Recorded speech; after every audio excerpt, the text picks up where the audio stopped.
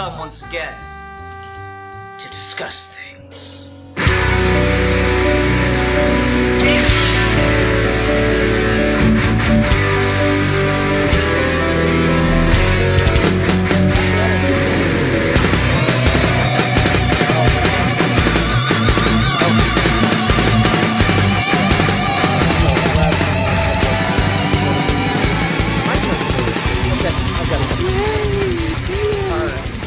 Alright, let's go ahead and get started then. Hi everyone, welcome to another episode of Geeky Gentlemen. I am Sid Part 2. Joining me today is Rasco of Rasco's Mime Life. Say hello, Rasco. What up, everyone? Yeah. And, of course, the one, the only, the Baxiest Steve on the planet, Mr. Steve Baxi. Everybody go watch that Black Panther trailer. It's the coolest fucking thing ever. No, don't watch it, and that'll make the movie better when you do go see the movie. No, the Media trailer's blackout. too cool. No, No, man. No, don't watch the trailers. Just go in blind. You'll love me, I promise. But it's so cool. You'll and love I love Ian. it. Yeah. Doesn't matter who you are, you'll immediately love Ian. Probably. Theater. I mean, I'd think so. All right, so Rasco picked our topic tonight a couple weeks ago, but I got married. Things were crazy for a couple weeks there, so we took a minute to get back to this. But Rasco, what are we talking about tonight? Today, we're going to talk about some of our favorite guilty pleasure movies. Mm-hmm. This should be an interesting thing because I don't really think I have any guilty pleasures, per se. What? I have movies that I know are not very good, but that are not universally panned as bad that I enjoy anyway. Okay. Like most people define guilty pleasure as a movie everyone agrees is awful that you like, and I don't really have any of those on my list, so... Mine's kind of half and half, because counting the honorable mention, 2 of them are universally panned movies that everyone should hate, and 2 of them are kind of mixed. Gotcha, okay. I have, movies that, technically are not good films, but, I don't think that they're so bad that they should be panned, but I wouldn't hold these up as the greatest films ever, even though I like them. How about you, Rasco? What's your list kind of generally looking like? My list is just random. It's comprised of some very distinctly different kinds of movies. They have no real coherence. The only thing that I can say is that I really, as a kid, was a huge fan of watching all of the franchise, and then I'd see every single, for example, Friday the 13th movie. When I started watching those movies, I made sure that I watched all of them and things like that. And so I know sequels, and so I've always had specific opinions and strong opinions about really bad sequels that most people probably don't remember. And so one of those kind of wound up in my list, and that was pretty weird, but yeah.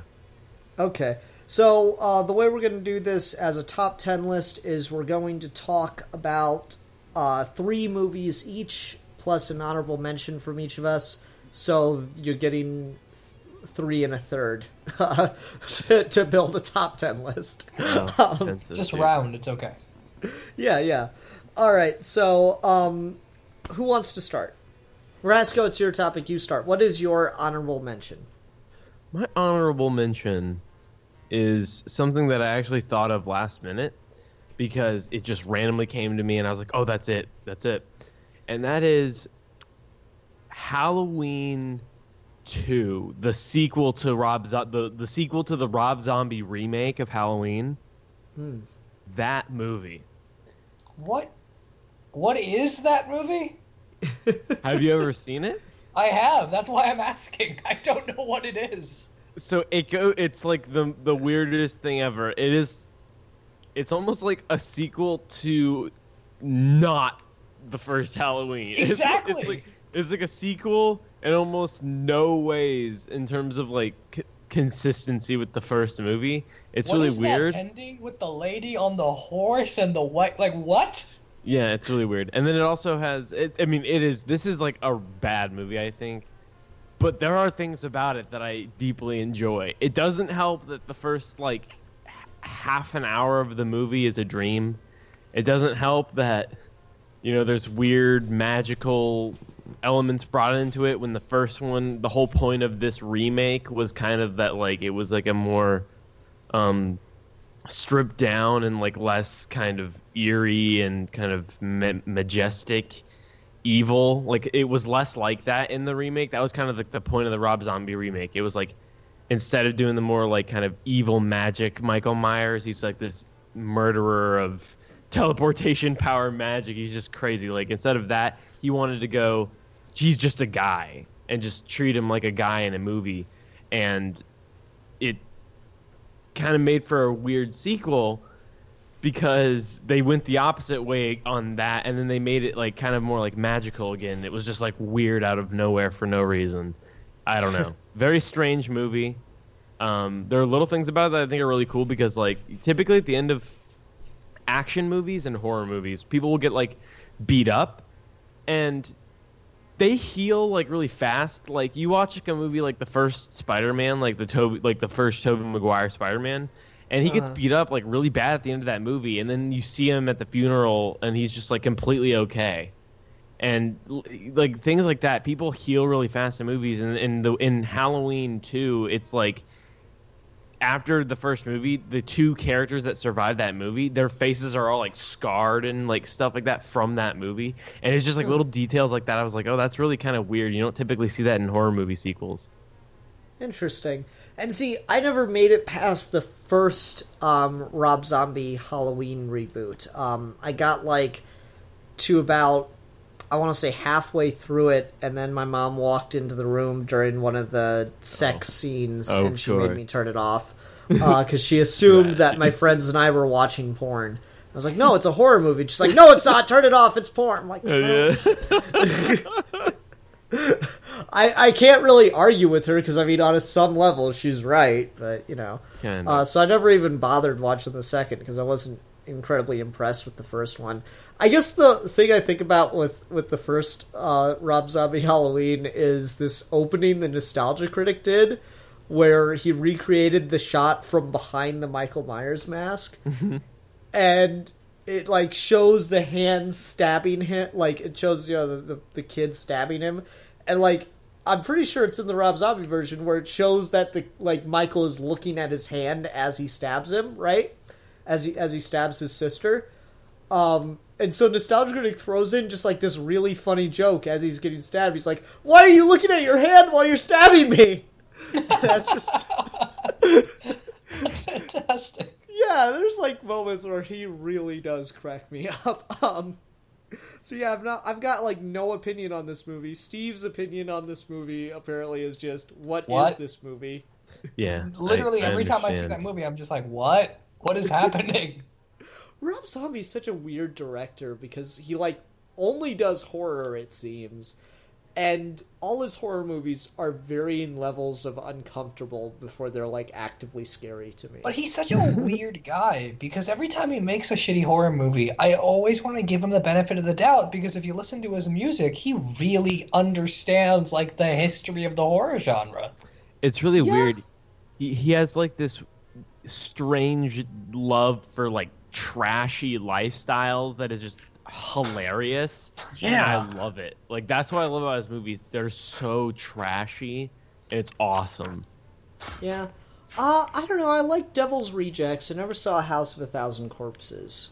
You need to, my friend. It's weird, but you need to see it. It's important. Then he's got that new one that's come out like just within the last year or so where it's like a maze or something like that. Oh, yeah. I haven't seen that one yet.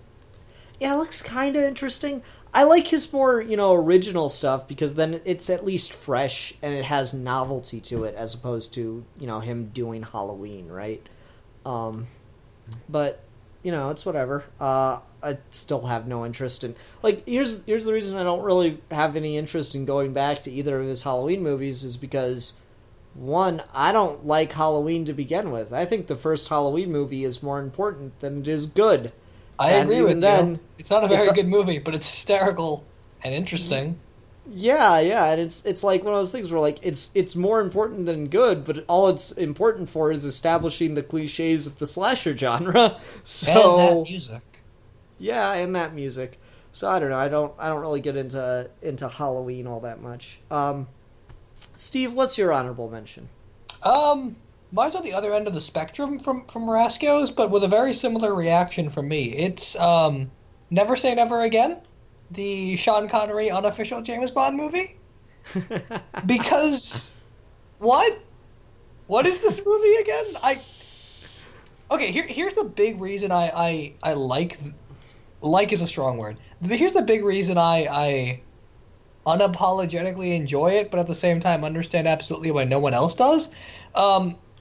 It only exists because the writer of this movie got the rights to remake Thunderball, and I won't go through like the whole rights issue with Thunderball and everything, but Thunderball is a pretty fondly remembered James Bond movie, and they had a lot of like at the time cool underwater action scenes.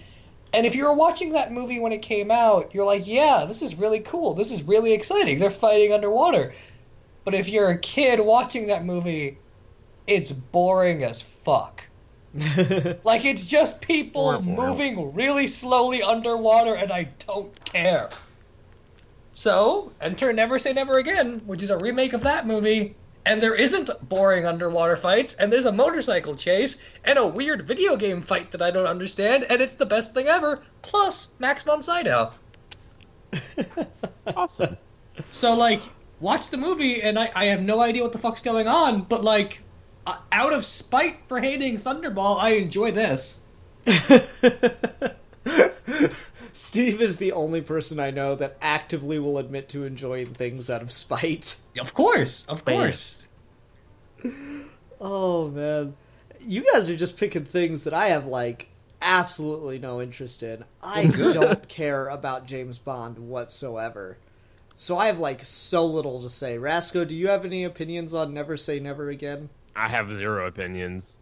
I mean, that's most people, so... Yeah, here's the thing with my list. None of these movies are movies I will defend. Okay.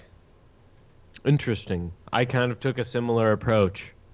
There we go. It's entertaining, and we almost got a movie in the 90s starring Timothy Dalton that was yet another remake of Thunderball, and it was going to be called Warhead 2000 AD. I'm going to try to, like, pitch my movies as a product to the listener in, like, a sleazy and emotional way now. Try to, like, get you to like them. Yeah? Is that what you're gonna do? I'm determined to fight for them. Yeah. You gotta fight for the bad movies that you like. Like that. I mean, James Bond's just like a whole franchise that I've never had any interest in, but it is weird to think about like how meta a movie Never Say Never Again is, because the whole reason for the title is Sean Connery saying, I'm never going to play James Bond again. Yep. And so it's just like one of those things where like, I don't think it honestly mattered how good or bad the movie was. People were going to go see that. It's just such to see a weird movie, especially at the end where like the very last scene of the movie, they play out the never say never again thing to the cheesiest degree. Wow. Like it's a really bizarre as fuck movie. I have no idea what's happening half the time, but motorcycle chases and video game lasers and Max von Sydow and no water fights. And no water fights. That's all I ever wanted, is Sean Connery not doing a shitty water fight. Well, like... Be a waterbender. I'm trying to think of a movie that has a good underwater action scene. None. The answer is none. Damn. Harsh. Alien Resurrection? No. I have complicated opinions on Alien Resurrection. I don't know how you could have complicated opinions on the worst movie ever made. Beyond it is the worst movie ever made. It's not Joss Whedon's fault. That's why. I don't care whose fault it was. It was still an awful movie. But like, there are complicated reasons why it's both awful and genius. It's mostly hilarious, but it's terrible. It is. I so hope someone puts that on their list. If that is on one of your lists, I'll tell you right now. I considered it. It's not. I decided to not go to the well that I'd always go to, which is Alien. I Alien. decided to branch out from that this episode. Well, I mean, you could almost make a top 10 list of bad alien-related things that you enjoy anyway, couldn't you? No, because you there's put not Alien that much. 3 Resurrection. Actually, there's some bad alien things I could actually Oh, rant about. Speaking of weird alien things, I've been reading this comic series called Alien vs. Predator vs. Judge Dredd. It's in some different order than that, but whatever. And so, like, yeah, it's not good, but they just wrapped it up, and there was this weird thing where there's, like, this geneticist who was splicing human and animal DNA together, and then he found alien eggs, and so he put them on his mutant human-animal hybrids. He put the facehugger on them, and so there was a xenomorph running around that was, like, half elephant, and, like, its little mouth its trunk had a little mouth on it. That was just inherently fascinating. That's awesome. I want to, like, what the fuck is the anatomy of that? Right? Doesn't matter. Science. Yeah. Anyway, I almost put Alien Resurrection on my list, but then I realized I would defend that movie to some degree, so I couldn't. Gotcha. No, just James Bond, Thunderball, Never Say Never Again. It's a weird thing. I'm gonna go on to my number 4. This is a movie by Mel Brooks. Dracula, Dead and Loving It. I love that movie. Me too, but it is undeniably Mel Brooks' worst movie. Oh no, absolutely. I just love the hell out of it. Yeah, it's got a lot of really fun stuff in it. Like, the one that cracks me the hell up is when they go to stake Lucy in the mausoleum, and, like, he puts the stake into her, and just fucking blood everywhere. Just, like, a ridiculous, disgusting amount of blood. And then he has to keep doing it, and it keeps happening. It's so gross and stupid, but hilarious. Leslie Nielsen as Dracula is the greatest thing ever, though. Yeah, just their stupid little, like, honestly, Dracula Dead and Loving It is a closer adaptation of Bram Stoker's Dracula than Bram Stoker's Dracula. Well, yeah. That's kind of depressing to think about, but yeah. I mean, it really is. Just to, like, the simple detail of having Lucy be the one that turns into a vampire first. There's so many things in that movie where I'm like, God, what is this? But I love Dracula Dead and Loving It. It's just so silly. I'm pretty sure there was that, and then there was Producers 2004, and I don't think he's done anything else since. He keeps saying he's going to do another Spaceballs, but I don't know if that's going to happen or not. He also keeps joking about History of the World Part 2, and he never should. I would kill for a History of the World Part 2. I don't care what anyone says. But, like, the joke is that there is no Part 2. Why would you do that? True, but at the same time, if there was no Part 2 for, like, 40 years, I think that's enough of a joke. No, it's not. But fine. I don't know, Dracula Dead and Loving It is just, like, I think you can really see how much, not to sound all Trumpian, political correctness had an effect on Mel Brooks' career, wherein that is one of his worst movies just because it was the 90s and you couldn't get away with the same stuff. You can just really tell that there's a lot of stuff that it had to be a cleaner, more wholesome kind of movie overall. There isn't the same level of just like cynicism and dark tones to it in a lot of the humor, which is, you know, it's still got the general silly stuff. I also think it's like his slowest movie. Like a lot of his movies, and Nostalgia Chick did a great video on this. I guess I'm just a Channel Awesome spouter tonight. But Nostalgia Chick did a great video on this where she talked about how Mel Brooks' style of humor is to pretty much just hit you with about 1 million jokes a minute, and either one will stick or it won't, but it doesn't matter because if one doesn't, there's another joke 10 seconds later. And you'll probably laugh at one of those. And so like that is a noticeable thing in all of his movies, and Dracula Dead and Loving It just doesn't have that as much. There's like a lot more space between jokes and lines and whatnot, so I think that's probably one of the reasons it's his weakest, but at the same time, there's just some funny shit in that movie, and it makes me laugh. It's a really weird tonal contrast to Robin Hood Men in Tights. Yes. Which was like right before this. Yeah, and like Robin Hood Men in Tights got into a fair amount of controversy and stuff, even though it ended up somehow being played on like ABC Family constantly. I don't understand that. Yeah, I don't either. It just happened. Well, I guess ABC Family was never really for family. I don't know. I think it was just one of those things where it went over their heads. Like, I'm not sure how you don't get the chastity belt joke, but for some reason or other, they didn't. Raska, you were about to say something? Oh, no, I didn't have anything to say. Oh, no, I heard you start talking. Yeah, I mean, Dracula Dead and Loving It, it's, you know, the dude running around eating bugs and the asylum that just keeps giving him enemas to, you know, teach him a lesson. That's really fucked up. It's like, give him an enema. Why, sir? Just to teach him a lesson. I love that. Another enema!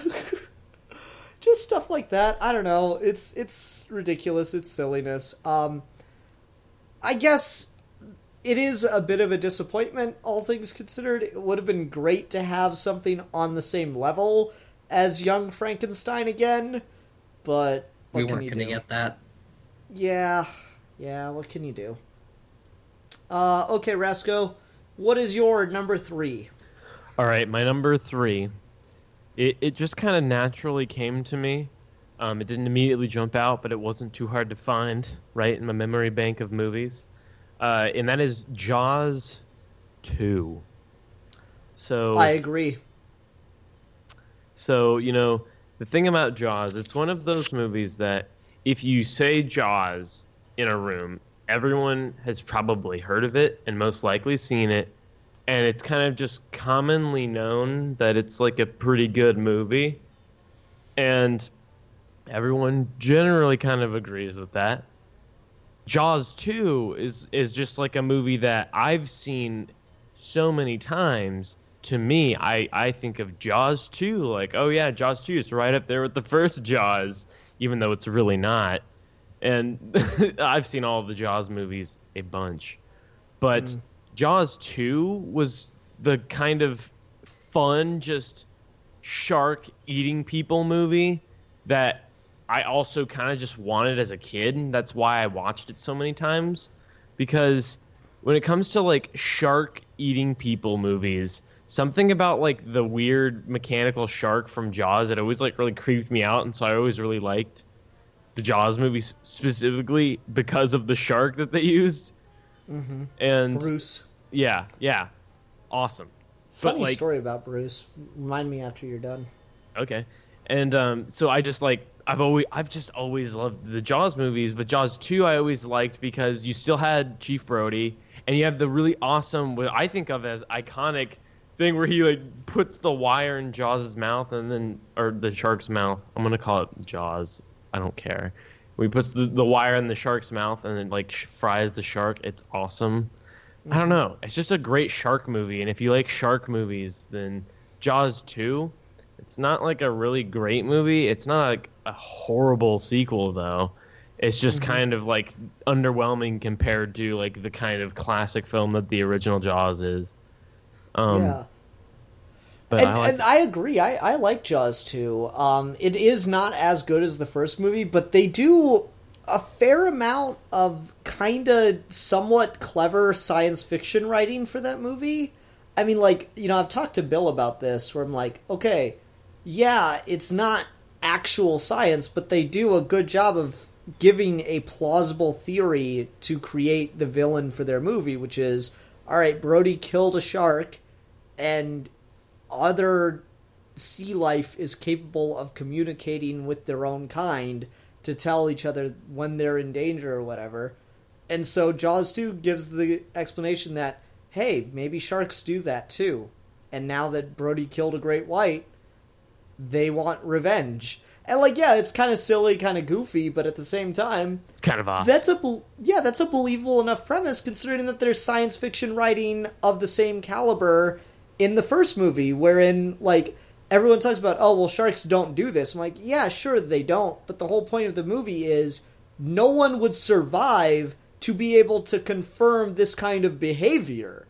Like, that's the whole point of the first Jaws, is that a shark can get, like, just a taste for blood and keep wanting to go after the same people over and over and over again, like it does in the first movie. And that's like a theory as far as actual science goes that has been completely debunked.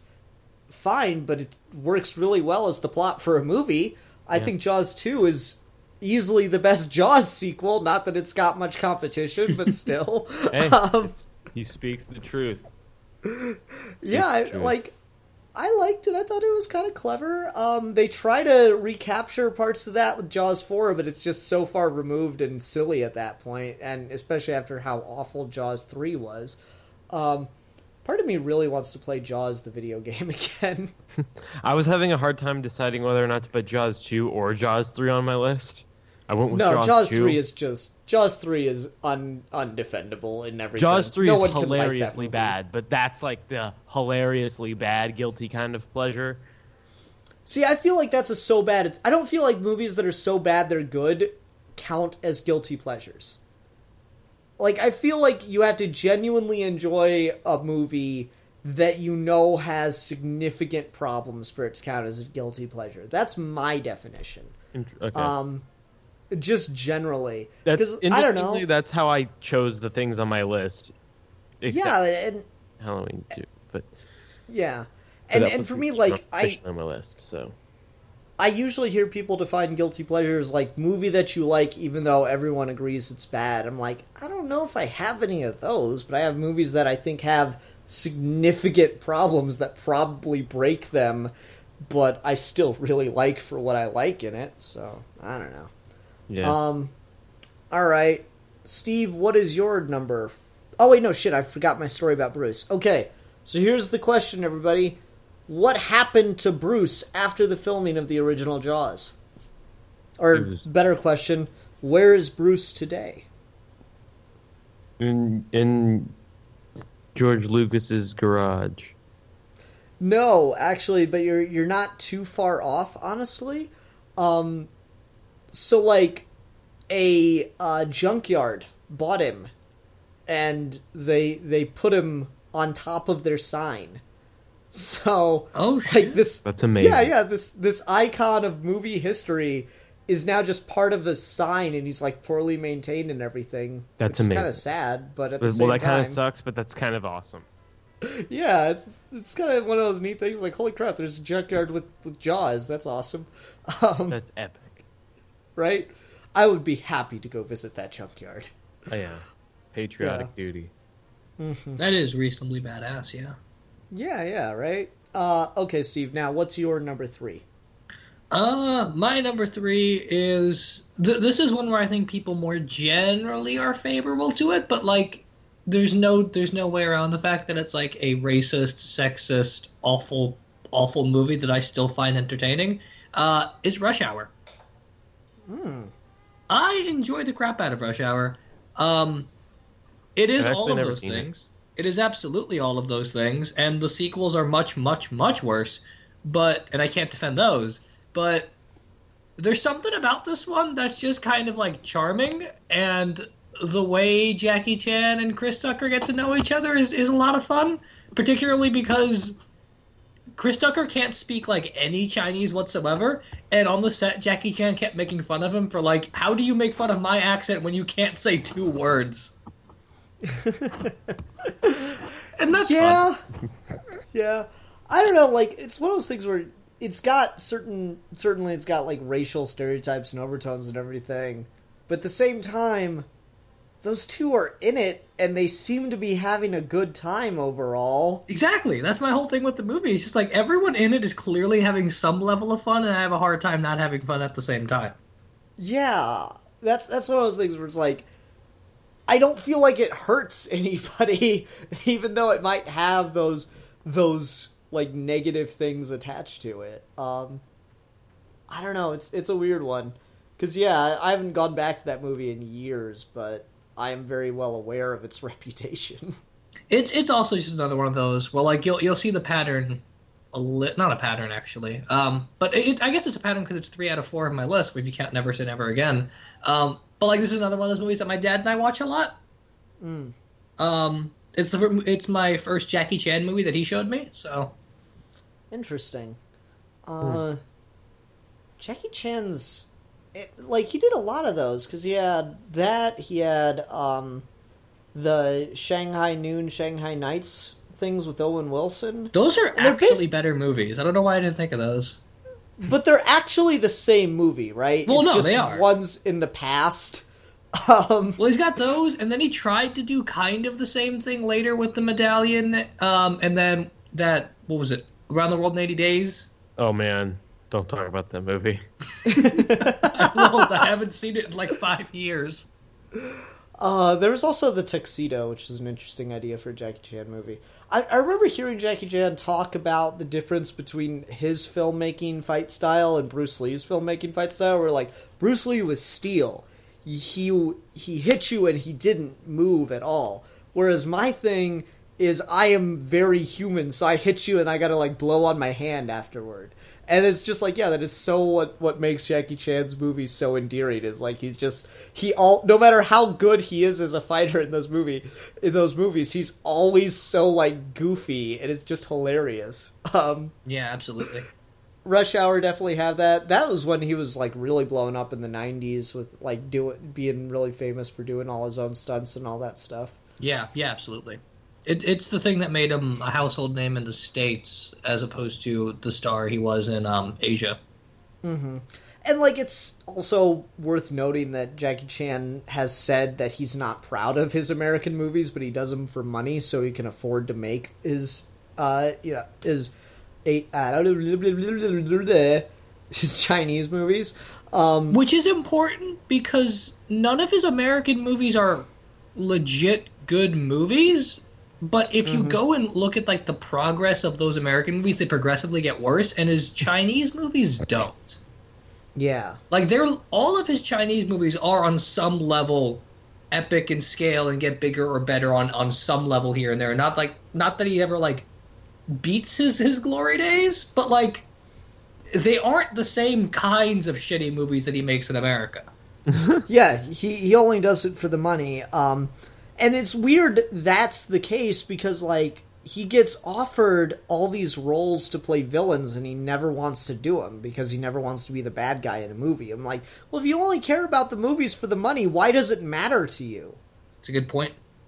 I don't get that. It's like, I think he has on some level some pride for the movies. I think he has like an Adam Sandler thing where he can admit at some points, like when he does, like Adam Sandler did Funny People, and that seemed to be his admission that all his movies are really bad, but at the same time he still defends them in other circumstances. So like I think it's that thing where he's like he's got like this hypocritical love for them in some way, shape, or form. It's kind of damaging now though, because I feel like I don't think I could ever take Jackie Chan seriously as a villain. Oh. Maybe, I don't know. I think he's a decent actor, all things considered. No, he is. It's just like that image of like that eternal kind of bad at everything nice guy. I don't know if I could ever see that as like a villainous role. Fair enough. What's the movie he did with Jet Li a couple years back? Like, want to say 2008. Oh, shit, what are you talking? I know you're talking about the one with like the big temple and everything. Yeah, I never watched that. I just remember seeing that they were in a movie together. I'm like, that's like 5 years too late. Yeah. Well, Jet Li still made some progressively good movies at that point. Yeah. Okay. I don't have... it's weird. All I want to talk about is Jackie Chan. I'm trying to think of what to say about Rush Hour. Chris Tucker got really fat between Rush Hour 2 and Rush Hour 3. Yes, he did. He put on a lot of weight. I feel bad that I paid for Rush Hour 3 in a theater. Yeah, that was pretty worth it. I own Rush Hour 3 on Blu-ray. I don't know why. I just do. Rush Hour 3 is not good. It's not. It's just not. Yeah. Rush Hour, though, yeah, it's got like some kind of really fun element to it. I don't know what it is, but it's just one of those movies really enjoyable to see. That was Chris Tucker's glory days too. True. It's charming. That's the word for it. I think ultimately it's a charming movie. I could agree with that. Okay, well, if it's all the same to you, I'm gonna go ahead and go on to my number 3, which has also got a whole lot of problems behind it and everything. And you know what? I don't care. I love it. I don't care. I love it. There's other lyrics to this song that I can't remember. Anyway, my number 3 is Jay and Silent Bob Strike Back. I adore this movie. I watched this movie so many times. I could probably sit there and dub over the whole thing myself. It's so stupid.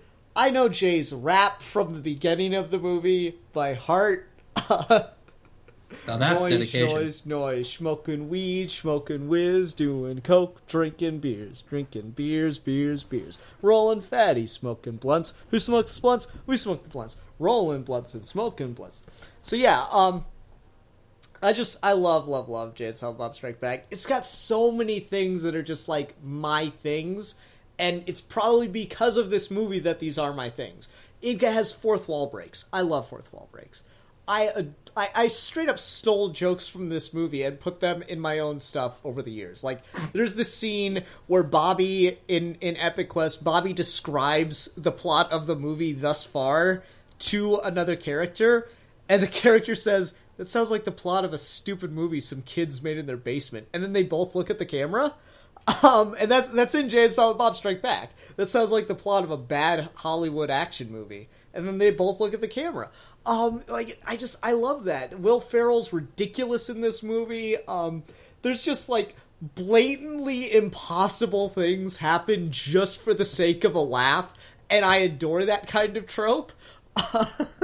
Like, they just come across fucking this gang from Scooby-Doo in a dream sequence for no reason other than it'll be weird and funny to do.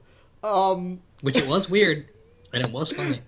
Yeah, I don't know, man. Scooby-Doo talking to Jay and Silent Bob as everybody gets high in the mystery van is hilarious. And then there's just all the jokes on Hollywood, and it is really like Kevin Smith's love letter to Hollywood when he started out as such like an indie guy that was going to be so anti-Hollywood. You can really see how he changed in that time and just kind of like began to get to the point where he's like, yeah, it's all stupid and fake and ridiculous, but I love it. Like, there's that really, really just great meta joke where they run outside of the building and try to go around the corner and like run into a wall, and like some guys like wheel away a backdrop that is just the exact street that they're about to run down anyway. And then Jay goes, I hate how fake Hollywood is. Like, why would that even be a thing? But of course it's a thing in Hollywood. It's just that there's just so many meta jokes like that. I love it to death. The whole Planet of the Apes sequence and how that all goes back to a story about Tim Burton's shitty movie. Just so many things. Or no, actually, that predates Tim Burton's shitty movie, now that I think about it. And there's just so many jokes and shit in that movie that I just laugh my ass off at. It's almost ahead of its time in a number of ways with its commentary on comic book movies. Because this was, like X-Men, Spider-Man days before like the major rush with Dark Knight and Marvel Cinematic Universe. But like, there's just a whole thing on creators being screwed over and just how rights work with comic book movies and how Hollywood will put out practically anything they think will make a buck. Man, I love it to death. I absolutely love it to death. I don't know, but it does have a lot of like just blatantly homophobic, misogynistic humor. And I don't care. It's Jay and Silent Bob. They're not role models. I'm okay with this. That's about the best defense I could give. I mean, I have fun with that movie. I don't watch it regularly, but like when it's on, I'll watch it for a while and enjoy the jokes. I have fun with it. It's fine. Yeah. I know you're not a big Kevin Smith fan, so I'm actually surprised to hear that. Which is weird because my number 2 is a Kevin Smith movie. Oh, wow. I think I know what it is. Is that a segue? Yeah, I think I know what it is, but it's time for Rasco's number 2 if no one else has anything to say about Jay and Silent Bob. No, I'm ready to get into my number 2. Okay, Rasco, what's your number 2? Electric Boogaloo. Okay, my number 2 is a movie that I don't know if either of you guys have even heard of this movie, but it's called Across the Universe. I love Across the Universe. We did a review on Across the Universe, actually. Awesome. Well, it's like a Beatles musical, bunch of covers of Beatles songs, kind of attached to this weird, in some ways, extremely literal kind of narrative crafted from some Beatles songs, and it's like, I don't know how good of a movie it is, but I love it, and I love all of the music, and it's beautifully directed. It's a really great looking movie, if nothing else.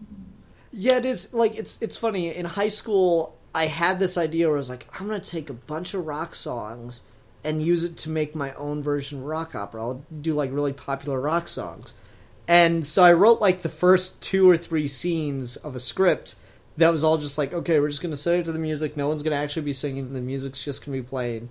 And it was just the most disjointed, messed thing that, like, didn't make any sense and had no coherent plot or character arcs or anything. It was just situations contrived to fit literally every line of a song. And I feel like they stole my idea and made Across the Universe.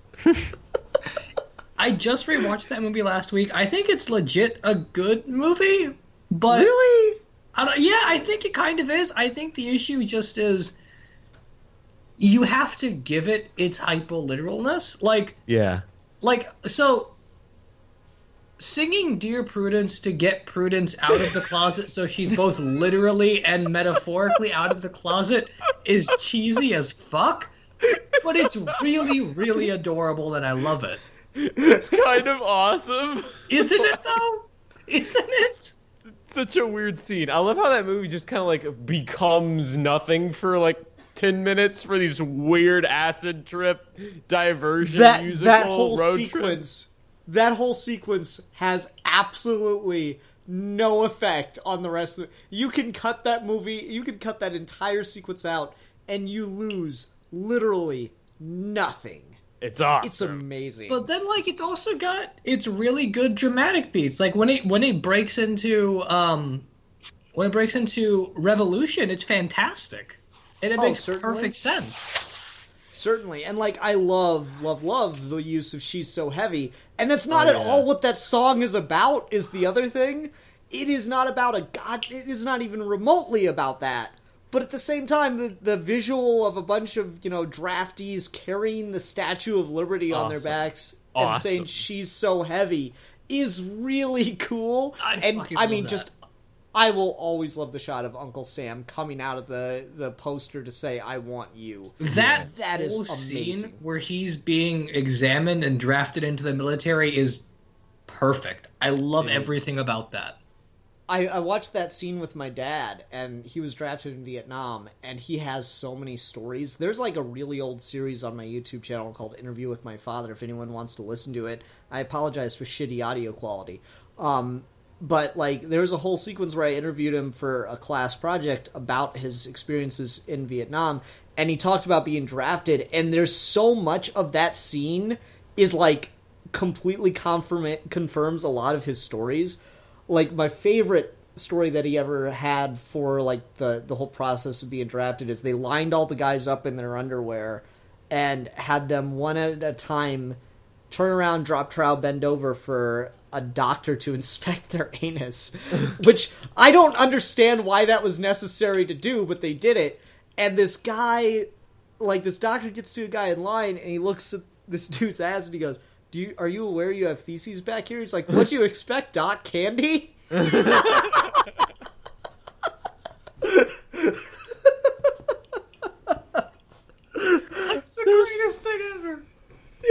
Yeah, there's a lot of stuff in that movie where it does get the attitude of the 60s and 70s really, really well. And it's got some great things, but then it's got, like, Strawberry Fields Forever. I'm like, what does this have to do with literally anything? It has to do with everything, Ian. Shut up. But, like, it's so weird. That movie's, like, so across the spectrum for me. Because, like, there are great scenes, like the Let It Be during the Detroit riots. Yeah, and awesome. then there's, like, what the fuck scenes that I don't know what to make out of. For the benefits of Mr. Kite, there will be a show tonight that's a ridiculous scene. What is that scene? That and Cuckoo Cachoo, I Am the Walrus makes no sense. I have no idea why that's there. It's so ridiculous. Well, like, it just actively kind of admits that it was all pointless because they get all the way across the country and this dude is sitting here and he's like, "Did you tell him we drove all the way across the country to see him?" "Yeah, he says he can't see you, though."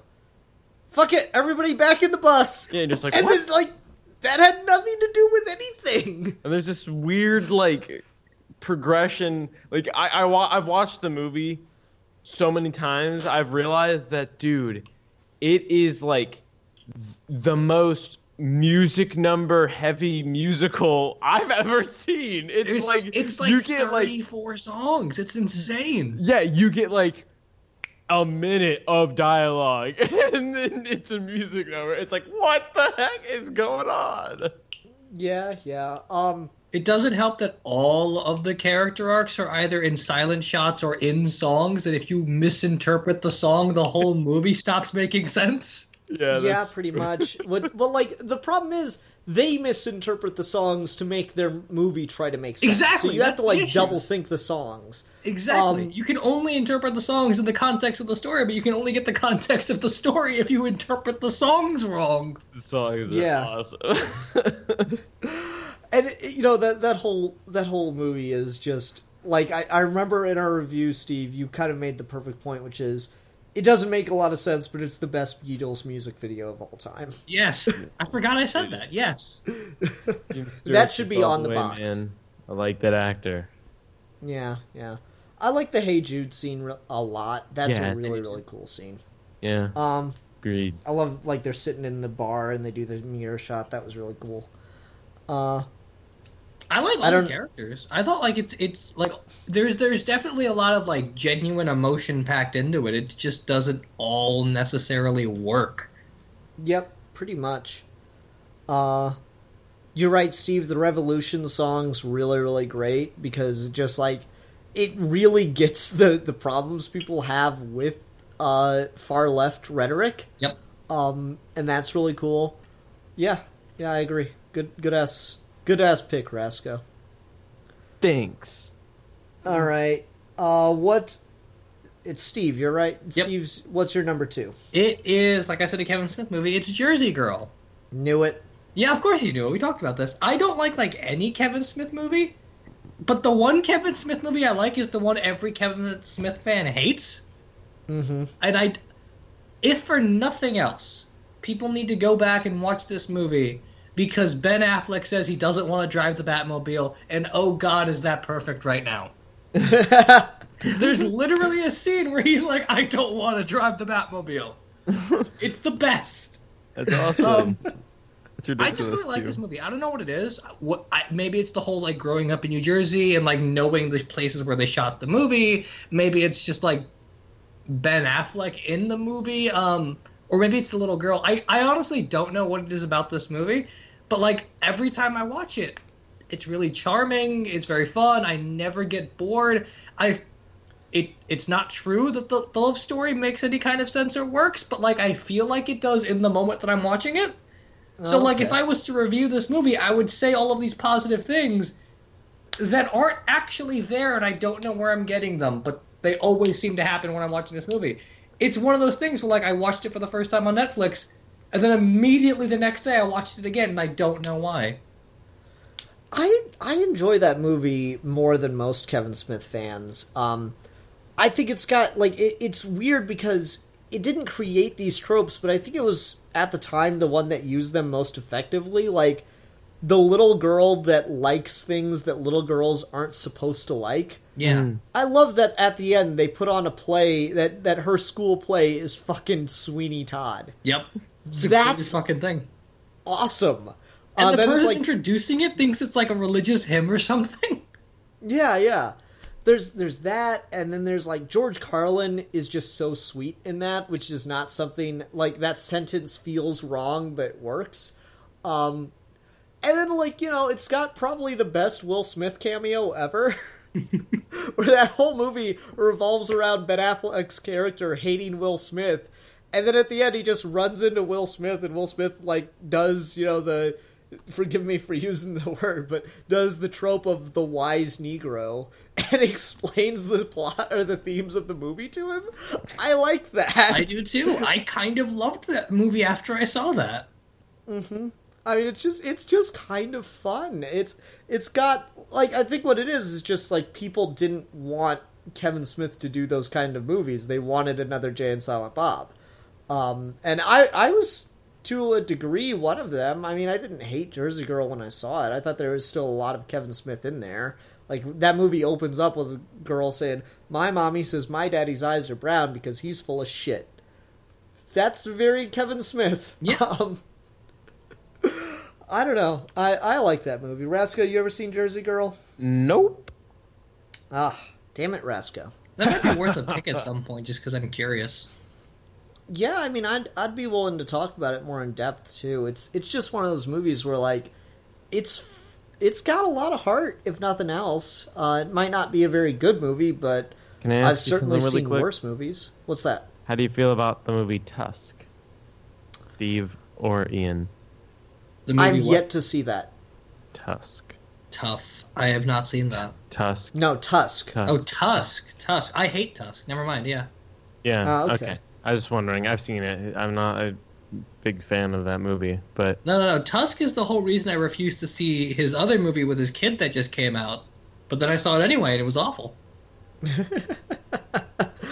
I refuse to watch this. I watch this. The story I have of a Steve lot of Maxey's that. life. Yeah. I refuse to watch any more of the DCEU. Here are my thoughts on Wonder Woman. And now I have to see Justice League, because Joss Whedon is basically directing it. Yeah. I don't know. It's one of those things. I can't justify every decision Kevin Smith has made in his career, but I don't care. I like just kind some of his wish he went back to something that was more sober, because like it's not that his movies are necessarily bad, they're just never been my kind of humor. But he dives so hard into it that even when he's making like a nuanced point, I feel like he's also just being kind of gratuitous. Like Dogma's a really interesting movie with really good scenes, but then there's a literal shit monster, and I just don't care about that. I love the shit monster in Dogma. See, and I love the don't shit care about monster. that. I have the same thing with Cop Out, where like Cop Out is just like annoyingly full of its own humor sometimes, and then sometimes kind of fun. And if he just did something that was like, I don't know, like a human story again, I might be more interested. Chasing Amy's the sort of the same way. I don't love Chasing Amy. I think it's kind of awkward, but like it at least feels like a story and not a vehicle for shit jokes. Yeah, Chasing Amy is probably his best film. Yeah.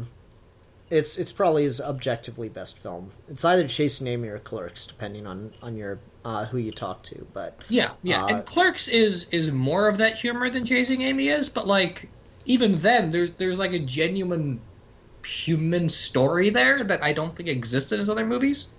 At least not as because like Dogma, I don't think there's any part of that movie that's like genuinely connecting on an emotional level, except for the stuff with the angels. Mm-hmm. And then none of his other movies have that at all, except Chasing Amy, Clerks, and then this. And I think what it is he has a very blue-collar kind of sense of humor. Like, I hang out with people at work, and we tell stupid jokes that are, like, pretty crude. Like, today, it turns out that at one time, Chessex had Kama Sutra dice, which is kind of hilarious. That is kind of hilarious, yeah. Yeah, and one of the guys actually has them, and so they're talking, and we're like, "Have you partaken?" He's like, "No, not yet, but I'm gearing up to that." And so one of the guys goes, this is literally just today, one of the guys goes, roll the dice, honey. Okay, spitting flamingo. All right, you stand on your hands. I'm going to go get a running start. That was what we were joking about. And that's, like, really crude and stuff. That's, like, the kind of humor you'd see in a Kevin Smith movie. So I don't know. I just feel like that's a real part of life, and that's why that stuff appeals to people. It is a very blue-collar, kind of crude, but still funny sense of humor. Okay. Well, my number 2 is not at all related to either of those things. Oh, boy. I know exactly what Steve is going to say, so I'm going to preempt that with this comment. Fuck you, you like Power Rangers. And that is, my number 2 is Van Helsing, because it has my favorite Dracula, who is a Power Rangers villain, Steve, but fuck you, you like Power Rangers. I like Van Helsing. I have yet to see this movie as well. It's so much fun. It's so stupid. I love it. It is. It is the definition of a stupid fun movie to me. That opening fight scene is the fucking best. Right? I mean, it's just Mr. Hyde versus Van Helsing. It's cool. And it's the worst Mr. Hyde ever, and I love it. Yeah, totally. I agree 100%. It's just the coolest, most fun thing ever. It, to this day, still has my favorite werewolf design. Yep. Like Bill always said, oh, the werewolf just looks like the Hulk, but furry. I'm like, I don't care. I honestly do not care. It looks awesome. When Van Helsing turns into a werewolf, spoilers, at the end of that movie, it's fucking badass. And, like, God, I would have killed for that movie to get a sequel. And they set it up for, like, the potential to have a sequel. It would have been awesome. I don't know what the fuck it would have been about because they used all of the movie monsters in one film, but I don't care. It would have been great. It would have been the best thing ever. I would have killed if, like, they turned this into a trilogy, and the opening of every one of them is just Van Helsing randomly kicking the shit out of Mr. Hyde, because he always seems to be up to something. Well, the problem with that is he killed Mr. Hyde in the first one. I know, but he doesn't have to stay dead. None of these characters will stay dead. You know Dracula would have come back in a sequel. Yeah, I mean, like, and then they, like, had these vague things about, like, him having some kind of weird-ass past connected to the Battle of Troy. Yep. And I don't know where the fuck they were gonna go with that one, but I was fascinated. Like, for the longest time, before I read Bram Stoker's Dracula, I legit thought that was, like, a part of Van Helsing's history, that he was, like, somehow immortal or something, and had fought in Troy or some shit like that. And it's weird because that movie came out the same year as Troy. Ooh, we should do Troy on History Month. I have not seen that movie in years, but yes. Yeah, we should. I'm kind of disappointed that the whole Dark Universe thing is happening, and they're trying to make movies like this, but they're nowhere near as fun. Right? Like, so much of this just works. It's got so much reverence for the old Universal Monster movieverse. It's got, like, just that first, like, 10 minutes is all, or those first few minutes with the Frankenstein scene, it's just all in black and white. It's shot just like the old Universal movies. That's great. I love that they actually try to do some stuff with Dracula having, like, a big supervillain plan. Yep. I thought that was pretty cool. And he's just, like, he's so fun as Dracula. Like, I love when he's just, like, walking around and his wives are mourning the death of their other wife. And he's like, don't worry, I'll get a new wife. There's something about this and the Brendan Fraser Mummy movies that I just don't see in the Tom Cruise Mummy or Luke Evans' Dracula movie. Both of them are just like, we get that we're stupid, but we're trying to get you to look past the stupid, and I don't think that's how that should work. Maybe, but at the same time, it's an undeniably fun series. This could have easily been in with Fraser's Mummy movies. That's what I would have wanted. I would have wanted, like, Fraser's Mummy movies, this Van Helsing, and then maybe more like spin-offs and stuff, but mostly just this kind of insanity. The Tom Cruise Mummy movie and Luke Evans' Dracula, both of them think they're being much deeper than they are, and this movie does not give a shit about being deep.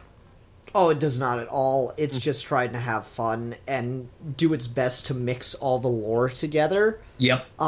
Greatest thing ever. Yeah, it's great.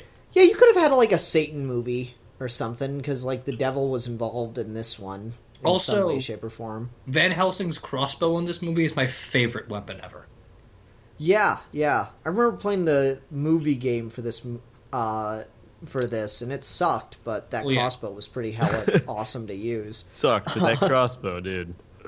It was a great fucking idea. It was a Gatling gun crossbow. That's just cool. It's like, that was like steampunk before steampunk was a thing. Yep. Who can hate on that? This was before Hugh Jackman was really Hugh Jackman, so like you got him to be really ridiculously awesome. Yeah, totally. And like there's just cool scenes. Like I love the ballroom dance scene where she's the only one that's not a vampire. Yep. And you just get that amazing reveal where she's being dipped and no one's in the room with her. That was awesome. There's so many cool things like that in this movie. And like just the Frankenstein design, my favorite Frankenstein design. It's amazing. It's like, and then you have what's that fucking Netflix series that's awful? Hemlock Grove. You have Hemlock Grove, which tries to blend all the mythologies together, and it's awful. It's painful to get through Hemlock Grove. I couldn't even finish that series, and we did an episode on it. What a scathing review. Yeah.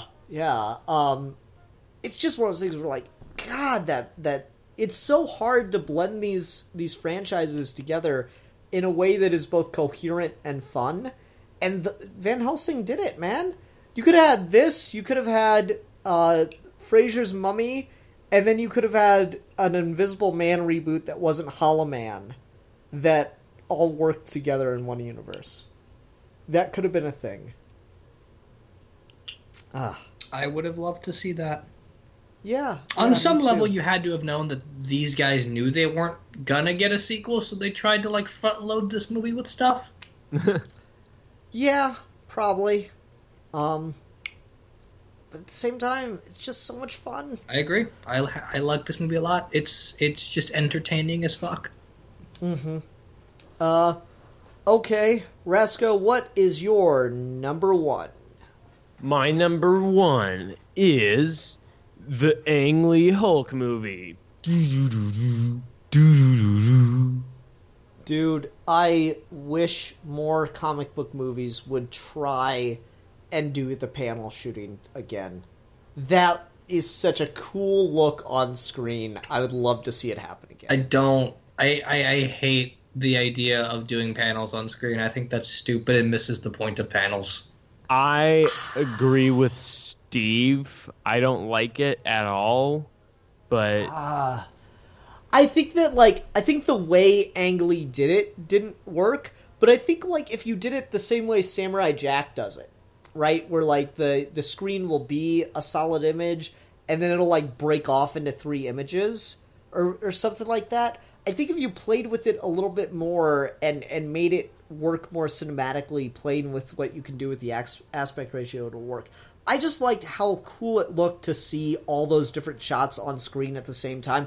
I'm a big fan of sensory overload in art. I really love that when you just throw everything at me at once and let me figure it out for myself. That's really cool to me, and I think it would be really neat to see another movie try it again. I don't like the way that he did it in that all of his panel shots are just the same thing all happening at different angles.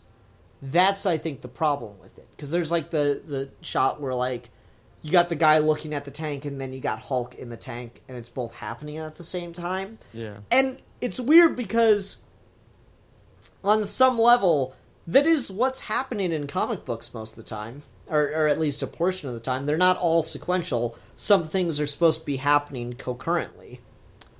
But I don't know. It's just it's a neat look, and I'd like to see more movies experiment with it. Cool. Yeah.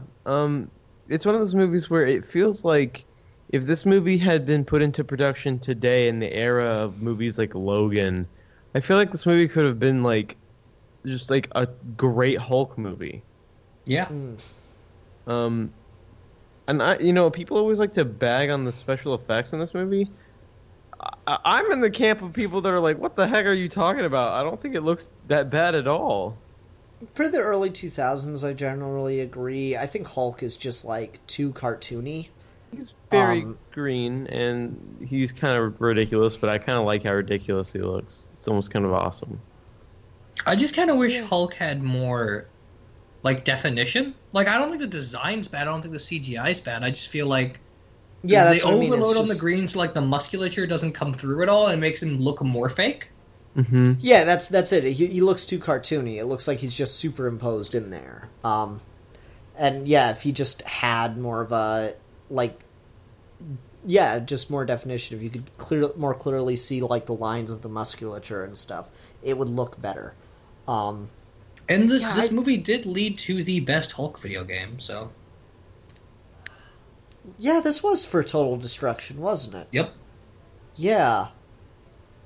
Wasn't there like a Xbox 360 PS3 game that was basically just like a remake of that? There was. I think there was also a re-release of the original, but I don't remember. Oh, okay. Yeah, I remember playing the shit out of Total Destruction. That game was amazing. Me too. I remember that game.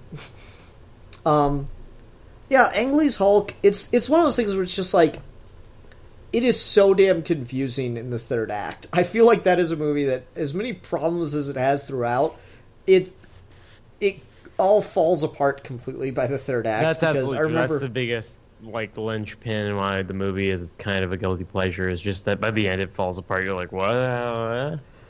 Yeah, just not even plot wise, just being able to follow what's happening. I remember a friend of mine talking about I remember watching it with a friend of mine, and he goes, is he fighting God at the end?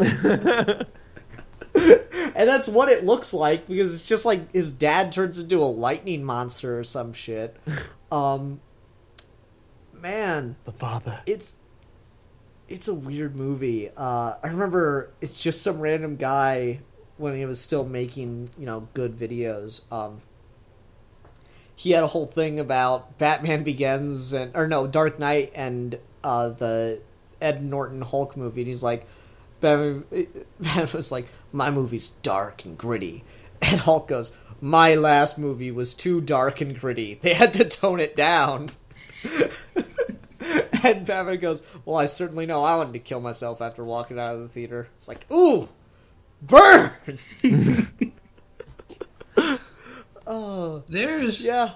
The way Ang Lee structures this movie, there is a lot of potential. It's just never quite there. Yeah, and it kind of seemed like it was going to be from the advertising. It really did feel like it was going to be this big, huge Hulk movie that was going to kind of be like the Superman movie. Yeah. It was going to be like that. Like, it just kind of felt like it was going to be this big thing that would be this really classic take on a character, because they had a director, like, Ang Lee is a great director. It's just such a weird choice, but also it's like an awesome choice. And I'm just like, this is going to be cool. I remember seeing it as a little kid, and it was like very strange because it was like a lot more serious than I thought it would be. But at the same time, I loved this movie as a kid, and I've just like never really understood like the flat out hate for it. It is weird. The third act does really fall apart. There's a lot of problems. You mentioned Logan earlier, and you'd kind of want like a Logan treatment for this kind of movie again, where like him being the Hulk and riffing in comic book stuff wouldn't be the focus. It would just be like, let's take this weird green rage monster as a metaphor for really complicated things. And you can't do that anymore with the Hulk, because he's roped into the MCU. Like, that would never happen now. You couldn't do it. Yeah. And like, I don't know, this movie has a lot of interesting ideas behind it, and I will always remember the scene that was in the trailers, and then it's in the movie, and its placement in the movie makes no damn sense, but I don't care. It's still the greatest. It is to this day the greatest scene with the Hulk on film ever. And that is Bruce Banner in his bathroom brushing his teeth, and then Hulk just rips through the wall, grabs him, and says, puny human. That's the greatest thing ever. That's scary. That freaked me out as a kid. Yeah, it really did freak me out too. I was like, "Oh, that's horrifying. What the fuck?" Yeah, it makes no sense. It's the coolest thing ever. There's, like, that is forever burned into my mind about the Hulk. That and this statue I saw in my local comic book store when I was a kid that I've never been able to find again. But, like, it was the Hulk on a stack of books that were, like, trashed and all over the place. And he had one book, and he was reading it upside down, and the book was Dr. Jekyll, Mr. Hyde. And it was like a one of those statues, and I've never seen it again. But it's like, that is such a perfect representation of the Hulk to me. Sounds awesome. Yeah. Okay. Steve, what's your number one, sir? My number one is a really, really shitty Kurt Russell, Sylvester Stallone movie called Tango and Cash. Oh, haven't seen it. Dang it. Neither have I. So Tango and Cash is about a guy named Tango and a guy named Cash, who are both police officers, and they're both really, really good. Like, for their respective districts, they are the best. And then because they are some random drug dealers, like, let's set both of these two up so they go to jail and they don't fuck with us. So they both get set up and go to jail, and then they break out, and then they kick ass, and then that's the movie. Okay. Sounds like fun. What a pitch. Yeah, it's so much fun. It's really, really dumb. The opening scene of the movie is some guy riding away with like an 18-wheeler, and Sylvester Stallone just cuts him off, and like he's waiting at the end of the street for him in like this big open desert area. He takes all of the bullets out of a really tiny revolver, then just puts one in, fires it, kills the guy in the steering wheel, and lets the truck just stop right before it touches him. Wow. Like, it's the stupidest thing, but it's so cool. And then Cash, because Tango's like a weirdly, annoyingly classical, like the Sylvester Stallone scene. Like, it's really westerny. But then Cash shows up, and he's got like 18,000 little attachments on his semi-automatic pistol, and like is complaining about sights being off and how heavy the gun is and shit like that. Kurt Russell dresses up in drag, and it's hysterical. It's a fun movie. It's a movie my dad and I used to watch a lot, and it's not good, but like there's a guy who's basically this universe's Q, and he gives Tango and Cash a Jeep, and they just happen to drive in an area where everyone has Jeeps, and they murder everyone. And it's great. Car of murder. Like, Steve Baxter supports movie, murdering I everyone. love it. I mean, I get you, man. There's a lot of movies like that where I'm like, wow, this is really stupid, but so much fun to watch. It's just garbage, and it's so much fun garbage. It's the garbage. It's the dumpster Zizek spends all his time in. Dumpster of your dreams. Oh man, I wish I had more to say about it. What was that movie with Russell Crowe? Not Russell Crowe, son of a bitch. Stallone. I don't know how the fuck I got Russell Crowe. What was that movie with Stallone and there was like someone else where they're like stuck in a prison and they had to escape? Is that the new movie he has with Schwarzenegger? Yeah, that was it. Where it was him and Schwarzenegger and they were like locked up in this super prison and had to get out. Yeah. Was that called like Breakout or something? Yeah, just like you made me think of that because you said that they both got arrested and had to break out. So yeah, it's I don't remember the Schwarzenegger movie of Arrow, but I know what you're talking about. This one's like the prison stuff is just like a brief intermission in the middle of it, and how they break out is the most ridiculous, contrived 90s action movie thing ever. How they get set up is the most contrived 90s action movie thing ever. Everything they do inside is the most contrived 90s action movie ever. If there was a perfect distillation of everything wrong with hyper-masculated 80s and 90s action movies, it's this movie. It's like that song from Karate Kid, You're the Best. If you actually listen to the lyrics, there's no content. It's literally just cliche sentence after cliche sentence over and over again, and that is this movie. That's amazing. It even ends with them like successfully laying on the ground after killing the bad guy all covered in blood and sweat. They lock hands and then transition to them locking hands. Everything's okay. Newspaper says Tango and Cash cleared of all charges. Movie's over. That's amazing. It's the most cliche garbage ever. I love it. Also, Terry Hatcher's in it, and I love Terry Hatcher. Okay. Good on you, Steve. I wish I had seen it so I could say something about it, but I don't know what to say here. You've probably seen the poster on the back of a lot of old 90s comics. Okay. Well, I'm just going to go ahead and move on to, oddly enough, another Kurt Russell movie. Oh. Yep. Death Proof. I fucking love Death Proof. I could not call that one. Okay. I fucking love Death Proof, man. It is not a good movie. It is, like, Quentin Tarantino clearly did not get the memo from Robert Rodriguez about what Robert Rodriguez wanted Grindhouse to be. Quentin Tarantino was like, okay, so I'm going to make a bad movie, but in my style. And that's exactly what it is. Whereas Rodriguez, like, we're going to make a really cheesy B movie, but, like, with a proper budget. And Quentin Tarantino just did not get the memo there. Because Death Proof is such a slog to get through after how awesome Planet Terror is. But at the same time, that fucking car chase is amazing. It is the best car chase ever filmed. It's all 100% real. It is gorgeous. Bullet can suck it, man. Death Proof has the greatest car chase ever filmed. It plays around on some level with inverting male and masculinity and femininity and all this stuff. It doesn't do it very well, but it plays around with it. Tarantino just likes his badass women. It's got, like, just blatantly ridiculous dialogue that doesn't make any sense and has no logic or rhyme or reason to it, but it's Tarantino dialogue, so you don't care. There's fantastic music. It's got all the tropes of Tarantino. It's just not a good movie because of how slow it is. Like, you could honestly just watch the last 40 minutes of Death Proof for the car chase and you're fine.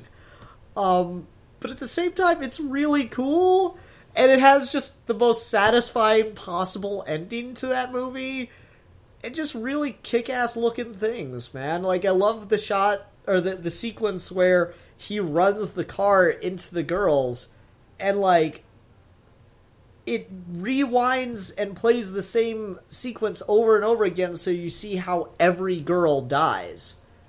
And that's cool. That's just a neat visual.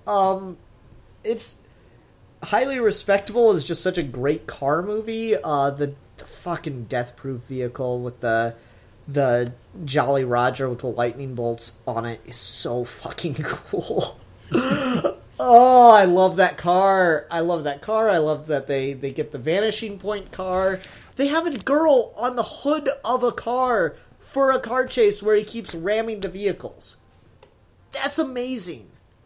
That is, like, such a ballsy fucking move, and it's all real, and they deal with, like, just this great moment of just visually comedic timing where they think that their friend who was on the hood of the car is dead, but they, like, perfectly set up that she is just, like, invincible or whatever. She never gets hurt based on anything. So they set up this whole thing where they think she dies. She just, like, jumps up. I'm fine!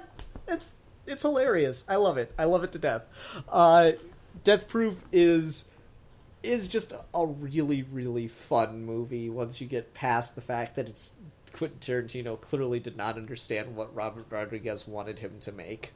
I think what you're saying is it is so jarring. This movie. I'm sorry, what is it? I think what you're trying to say is that there's a little room in everyone's heart for this movie. Yeah, certainly. It's so hilarious to watch Grindhouse as a complete piece because Tarantino just so did not understand what he was trying to do. Everyone else got the memo. All the people doing the fake trailers clearly understood what Robert Rodriguez wanted to do.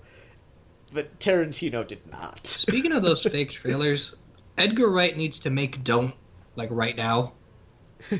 I want that movie. I don't care how good Baby Driver looks. I want Don't. That looks amazing.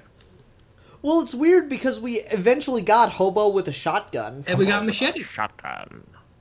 Yeah, we got Machete. We got, like, what, 3 Machete movies? I think it's only 2. Is it 3? Oh, okay. I thought there was Machete Kills, and Machete Kills Again. I have no idea if the Machete... I've never seen Machete Kills Again, if that's a thing. But I've seen Machete and Machete Kills. Well, we gotta Google this shit right now and figure out how many Machete movies there are. Is there a Machete trilogy? Point is that there are Machete movies and there is Hobo with a Shotgun, and I just want Don't. Don't looks like the most over-the-top amazing movie ever, and it needs to happen. Okay, yeah, you're right. There is just Machete and Machete Kills. I thought there was Machete Kills Again. If they make a third one, that should be the title. No. Apparently the rumored third one is called, and I do want this movie, the rumored third one will be called Machete Kills in Space. Of course it is. Never mind. Don't even that sounds amazing. Yeah. No, we got Machete. Like, you can ask for Don't all you want. I don't give a fuck. If we get any more of those fake trailers made, I want Werewolf Women of the SS directed by Rob Zombie. Oh my god! I need that in my life. I need that in my life. Rob Zombie's come up twice. Right? But that sounds like a Rob Zombie movie that's perfect for Rob Zombie. Right? Yeah. It does. It's just like so kooky. Yeah, Machete was like, I liked the first one well enough. I don't think people got it, but whatever. It's amazing to me how much shit goes over people's head. Like, people are like, oh god, this movie's so stupid. That's the point. It's like trying to make some political statement. Yes, in a really ham-fisted, over-the-top, silly way. Good job. It's almost like you kind of understood what the movie was going for, except you didn't. Yeah, but Death Proof is just... I love Death Proof. Soundtrack in it's amazing. I know I said that already, but I'm going to say it again. Like, they play the Coasters. God, that song's cool. And then you get, like, this Tarantino showing off his music history thing. He loves doing that, and so that was fun. Man, I don't know, dude. Death Proof's amazing. Have either of you ever seen Death Proof? Do you care for Death Proof? Okay. I've seen it one time. It's like the Tarantino movie I'm the least familiar with. Yeah, me too. I saw the double feature of Planet Terror and Death Proof, so I haven't seen it since. Oh, okay. Have you seen Planet Terror since? No. Just out of curiosity? Oh. It's not because I don't like them. It's just because, like, I never thought to go back to them. They're really fun, and I enjoyed them both a lot, but, like, it just doesn't come up when I'm like, what do I want to watch today? It does feel a little weird not to watch them back to back, even though Death Proof so doesn't fit the tone. Yeah. But at the same time, God, it's weird because, like, they ended up making Hobo with a Shotgun, and I feel like that's a really bad movie. Like, even what they were trying to do was really, really bad. Hobo with a Shotgun is them trying to cash in on Machete, and it didn't quite work. Yeah, I feel like that too. I would just generally be interested in more fake trailers. Am I the only one who would watch a movie of fake trailers? Yeah. No. I mean, I'm into no. No, I dig that. Oh, that'd be fun. I mean, especially if you get them to have as many over-the-top cameos as this movie does. Yeah, like I love Thanksgiving. It's just so blatantly like every cliche, disgustingly horror cliche ever in Thanksgiving, and that was just hilarious. Like, she's jumping on the trampoline and does the splits right onto the knife. That was stupid.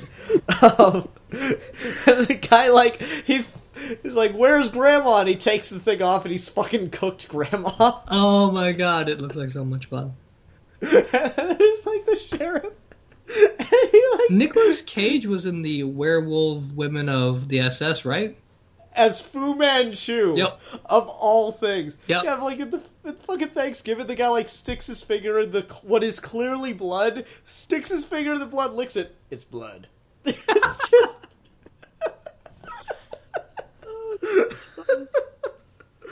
Oh, I love those fake trailers. Death Proof was fun, but not anywhere near the high that the other movie and the fake trailers built up. Okay, I think that does it. Anyone have anything else they wanted to say about Death Proof, or are we good? We're good. I'm good. I just want to say, love the song at the end. Hey, it's a chick habit. Hang it up, daddy, or you'll get lost in a minute. Do, do, do. Okay. Well, it's my pick for next week, and I'd kind of mentioned this a couple episodes ago, and oddly enough, Jet Li came up today in this video. So, yeah, we're going to be talking about a Jet Li film from 2004. It's called Unleashed. Awesome. Cool. Yeah, I think this should be an interesting movie to talk about. Steve, you seen Unleashed before? I have. Okay. I'll be interested to get your opinion since you've been on a Bruce Lee kick as of late. All right, that'll do it. Everyone, thanks very much for watching. Until next time, I'm the Philosopher. I'm the Exile. And I'm the beta male cuck. And we are your Geeky Gentlemen. And we will be discussing things.